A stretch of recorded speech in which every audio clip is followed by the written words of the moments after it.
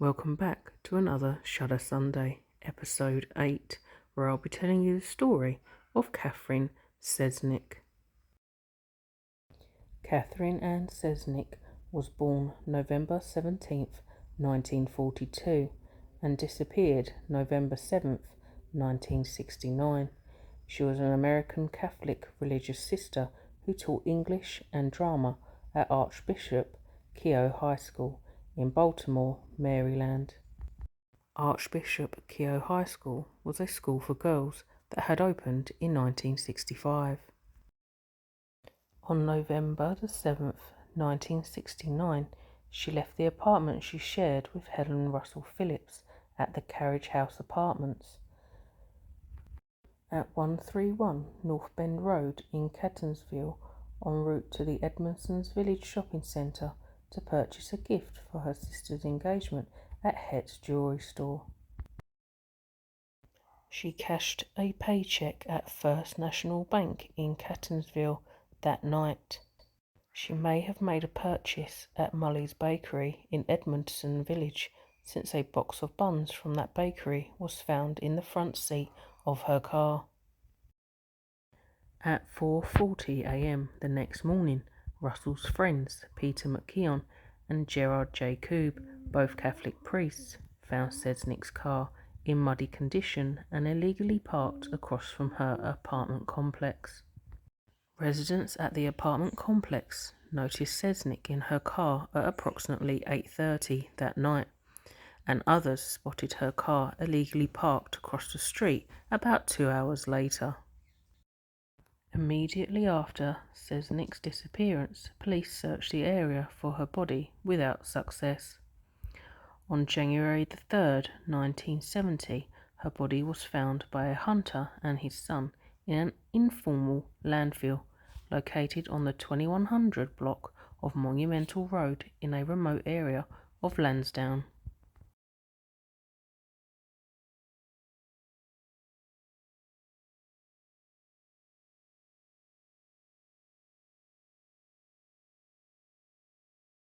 In 2017, CBS Baltimore reported allegations from 3 women that during Cesnik's tenure at Archbishop Keough High School, 2 of the priests, Joseph Maskell and E. Neil Magnus, were sexually abusing the girls at the school, in addition to trafficking them to others. In 1995, Teresa Lancaster and Jean Wenner, former students at Keough, who say they were sexually abused by Maskell, filed a lawsuit against him. The school gynecologist Christian Richer, the School Sisters of Notre Dame, the Archdiocese of Baltimore, and William H. Keeler. The trial court dismissed the action as time barred by the statute of limitations. The plaintiffs appealed. A writ of certiorari was granted by the Maryland Court of Appeals, which upheld the lower court decision, ruling in part that the mental process of repression of memories of past sexual abuse does not activate the discovery rule. The plaintiff's suits are thus barred by the statute of limitations.